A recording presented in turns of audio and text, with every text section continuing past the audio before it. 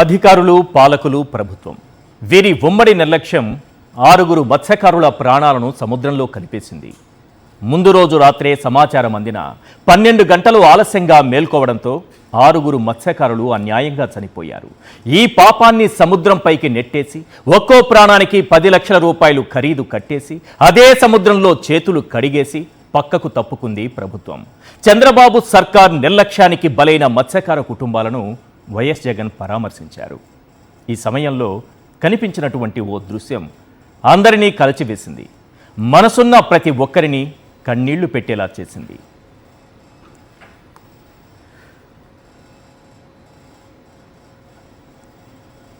తండ్రి ఫోటోను ముద్దాడుతున్న ఆ చిన్నారి పెదవులపై చిరునవ్వుంది. కానీ ఆ నవ్వు వెనక కాలం రాసిన కన్నీటి గాథ ఉంది.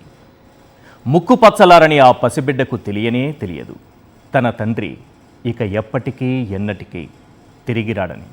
తన కోసం ఎదురు చూసే ఆ 2 పసికళ్ళ నిరీక్షణ జీవితాంతం సమాధానం లేని ప్రశ్నగా మిగిలిపోతుందని ఆ చిన్నారికి తెలియదు. తన తండ్రిని మింగేసింది సముద్రం కాదని, బాధ్యతను మరచిన నిర్లక్ష్యం, అడుగడుగునా నిండిన అలసత్వం, ప్రాణాలకు విలువ ఇవ్వని ప్రభుత్వ వైఖరని.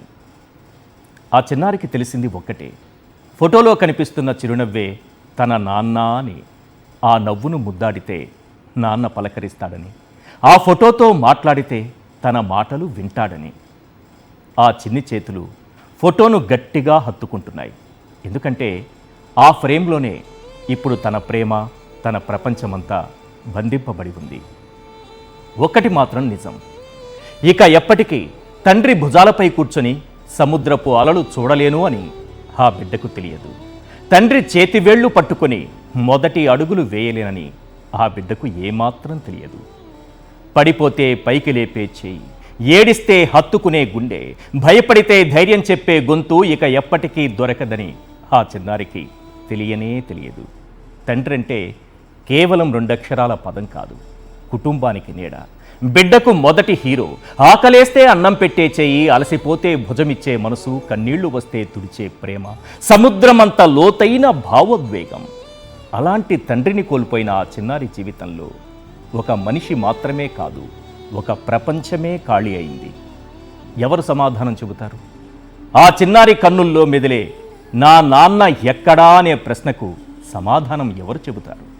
పరిహారం చెక్కులు తండ్రి తీయటి ముద్దును తిరిగి ఇవ్వలేవు. ప్రకటనలు తండ్రి పిలుపును తిరిగి తీసుకురాలేవు. ఓదార్పు మాటలు తండ్రి ఒడిని భర్తీ చేయలేవు. ఒక నిర్లక్ష్యం ఒక కుటుంబాన్ని అనాథన చేసింది. ఒక అలసత్వం ఒక చిన్నారి బాల్యాన్ని శాశ్వతంగా మార్చేసింది. ఈరోజు ఆ చిన్నారి ఫోటోను ముద్దాడుతోంది.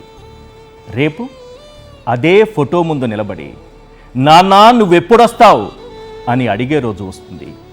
ఆ రోజు ఆ ప్రశ్నకు జవాబు చెప్పడానికి నీ దగ్గర, నా దగ్గర, ఈ ప్రభుత్వం దగ్గర సమాధానం ఉండదు. ఆ చిన్నారికి తెలియదు, ఫోటోలో నవ్వుతున్న తన నాన్న ఇక ఎప్పటికీ ఇంటి తలుపు తట్టడని, గుమ్మం దాటుకుని లోనికి రాడని, నాన్న అని పిలిస్తే ఏమ్మా అని పలికే గొంతు ఇక శాశ్వతంగా మోగబోయిందని. ఈ కష్టం ఆ చిన్నారిది మాత్రమే కాదు, ఏకంగా 6 కుటుంబాలది. ప్రభుత్వ నిర్లక్ష్యం ఏకంగా 6 కుటుంబాలను రోడ్డున పడేసింది.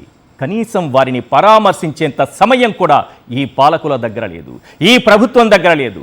అందుకే 10 లక్షలు విసిరికొట్టి చేతులు దులిపేసుకున్నారు. ఈ నిర్లక్ష్యాన్ని ఎండగట్టేందుకు, ఆ కుటుంబాలకు భరోసా ఇచ్చేందుకు వైఎస్ జగన్ విశాఖలోని జబ్బర్ తోటలో పర్యటించారు. మృతుల కుటుంబాలను పరామర్శించారు. బోటు ప్రమాద ఘటనకు ప్రభుత్వమే పూర్తి బాధ్యత వహించాలన్నారు. మత్స్యకార కుటుంబాలకు ₹1 కోటి చొప్పున పరిహారం ఇవ్వాలని డిమాండ్ చేశారు. ఇప్పుడు ప్రభుత్వం ఇవ్వకపోతే తాము అధికారంలోకి వచ్చిన వెంటనే ఇస్తామని కూడా చెప్పారు. ఆయన ఏమన్నారో ఒక్కసారి స్క్రీన్ పైన చూద్దాం. ఇంత ప్రభుత్వం తప్పు జరిగినప్పుడు, ప్రభుత్వమే దీనికి బాధ్యత వహించాల్సిన పరిస్థితి ఉన్నప్పుడు కేవలము ఆ 10 లక్షల్లోనే 5 లక్షలు ఇచ్చి చేతులు దులుపుకుంటాము అని అంటే ఇది కరెక్టేనా, న్యాయమేనా, ధర్మమేనా అని అడుగుతా ఉన్నా. మరొకసారి ఈ ప్రభుత్వం ఇలాంటి తప్పులు ఎవరు చేయకుండా ఉండాలి అని అంటే కలెక్టర్లు కానీ, పోలీస్ డిపార్ట్మెంట్ కానీ ఒక కంప్లైంట్ కానీ చేతికి వస్తే మనుషులు చనిపోతా ఉన్నారు, వెంటనే ఆదుకోవాలి అని చెప్పి ఎవరైనా కంప్లైంట్ చేస్తే స్పందించే తీరును మెరుగుపరచాలి అని అంటే ప్రభుత్వం అన్నది ఒక షాక్ తగిలితే తప్పనిచ్చి ఆ అధికారులకు ఒక షాక్ తగిలితే తప్పనిచ్చి స్పందన అనేది రాదు. కాబట్టి ఖచ్చితంగా చెప్తా ఉన్నాం, ఈ చనిపోయిన 6 కుటుంబాలకు ప్రతి కుటుంబానికి ₹1 కోటి కాంపెన్సేషన్ ఖచ్చితంగా.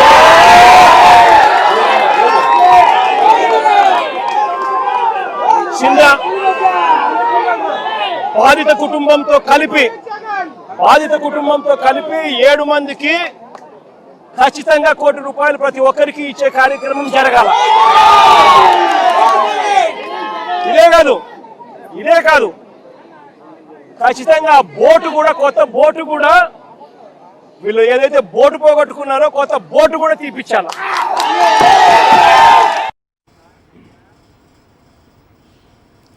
రైట్. 6 మత్స్యకారుల ప్రాణాలు సముద్రంలో కలిసిపోయిన ఘటనలో ప్రభుత్వం పాపం స్పష్టంగా కనిపిస్తోంది. సమాచారం అందిన వెంటనే రెస్క్యూ ఆపరేషన్ ప్రారంభించడంలో అధికారులు పాలకులు చేసిన జాప్యమే 6 ప్రాణాలు తీసింది. ఈ విషయం ఆధారాలతో సహా బయటపడింది. అసలు ఎప్పుడు ఏం జరిగిందనేది ఒక్కసారి మనం స్క్రీన్ పైన చూద్దాం. రైట్. 4వ తేదీ మధ్యాహ్నం 3 గంటల సమయంలో బోటు ప్రమాదం జరిగింది. ఎందుకంటే 2:30 గంటల సమయంలో ఆ బోటులో ప్రయాణిస్తున్న వారందరూ మత్స్యకారులు కుటుంబ సభ్యులకు ఫోన్ చేసి మరో అరగంట నుంచి గంట లోపల ఇంటికి చేరుకుంటామని చెప్పారు. ఆ తర్వాతనే ఈ ప్రమాదం జరిగిందనేది మనకు అర్థమవుతోంది. అదే రోజు రాత్రి 10:30 గంటలకు జిల్లా కలెక్టర్కు సమాచారం అందించారు. అంటే ఆ తర్వాత ఎంతసేపు కాల్ చేసినప్పటికీ కూడా అందరి ఫోన్లు స్విచ్ ఆఫ్ రావడంతో ప్రమాదం జరిగిందని గుర్తించారు. వెంటనే కలెక్టర్కు రాత్రి 10:30కు సమాచారం ఇచ్చారు. ఈ విషయాన్ని కలెక్టర్ కూడా ఒప్పుకున్నారు. దానికి సంబంధించినటువంటి డీటెయిల్స్ కూడా నేను చూపిస్తాను. ఉదయం 9 గంటలకు కారే చిన్నాను చైనా షిప్ రక్షించింది. మరుసటి రోజు 5వ తేదీ ఉదయం 9 గంటలకు రక్షించింది.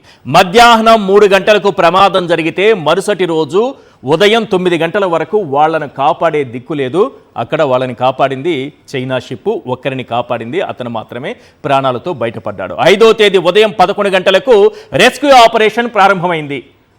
లేదు అంతకంటే ముందు ప్రారంభమైందని ఎవరన్నా అంటే దానికి అది తప్పు, అబద్ధం. ఈ ప్రభుత్వం అబద్ధం చెబుతోందనడానికి అక్కడ ఆ మత్స్యకారుల కుటుంబాలకు మన హోంమంత్రి గారు ఫోన్ చేసి వీడియో కాల్ చేసి మాట్లాడారు. వాతావరణం అనుకూలించకపోవడం వల్ల, గాలి ఎక్కువగా ఉండడం వల్ల రెస్క్యూ ఆపరేషన్ మేము ఉదయం నుంచి ప్రారంభించలేకపోయాం, లేకపోతే అదే రోజు రాత్రి నుంచి ప్రారంభించలేకపోయాం. ఉదయం 11 గంటలకు రెస్క్యూ ఆపరేషన్ ప్రారంభించారు. ముందు రోజు 3 గంటలకు జరిగితే మరుసటి రోజు 11 గంటలకు రెస్క్యూ ఆపరేషన్ స్టార్ట్ అయింది. 12 గంటలు ఆలస్యంగా సహాయక చర్యలు ప్రారంభమయ్యాయి. సరిపోదా? 12 గంటలు ఆలస్యమైతే ఏంటి పరిస్థితి? ప్రమాదం జరిగింది ఎప్పుడు? ప్రమాదం జరిగిన దాంతో లెక్కేసుకుంటే దాదాపుగా 18 గంటల సమయం పట్టింది. సమాచారం అందిన తర్వాత కూడా 12 గంటల పాటు ఆలస్యం చేస్తే వీళ్ళకి అందింది సమాచారం ఎప్పుడు? రాత్రి 10:30కి. వీళ్ళు రెస్క్యూ ప్రారంభించింది ఎప్పుడు? ఉదయం 11 గంటలకి. 12 గంటలు ఆలస్యంగా సహాయక చర్యలు ప్రారంభిస్తే ఇక సముద్రంలో ఆ ప్రాణాలు నిలబడతాయా? 72 గంటలకే సెర్చ్ ఆపరేషన్ నిలిపివేసిన ప్రభుత్వం. కేవలం 72 గంటలు మాత్రమే సెర్చ్ ఆపరేషన్ కొనసాగించి వెంటనే చెక్కులు పట్టుకొని వచ్చేశారు. నాకు తెలిసి 72 గంటలలో ముందుగానే చెక్కులు కూడా రెడీ చేసుకున్నట్టున్నారు. అంటే మనం చేసినటువంటి పాపానికి ఒక్క ప్రాణం కూడా నిలబడదని వాళ్లకు ముందుగానే అర్థమైనట్లుగా ఉంది. రైట్. ఈ అంశాలపైనే మాట్లాడదాం.